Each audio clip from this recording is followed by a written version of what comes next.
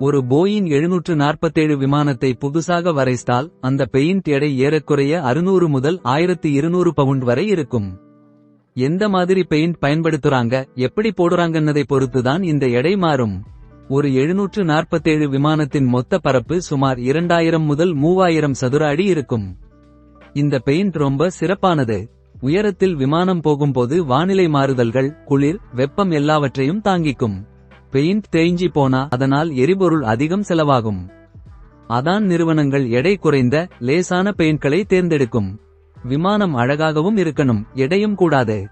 ஏன்னா ஒவ்வொரு பவுண்ட் எடையும் எரிபொருள் சிக்கனத்தையும் செலவையும் நேரடியாக பாதிக்கும். சுருக்கமா சொன்னா பெயிண்ட் எடை என்பது சின்ன விஷயம் மாதிரி தோணலாம்.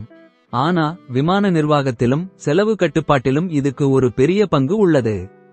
இதை புரிஞ்சிக்கிட்டால்தான் ஏர்லைன் நிறுவனங்கள் தங்கள் விமானங்களை பராமரிக்க சரியான முடிவுகள் எடுக்க முடியும்.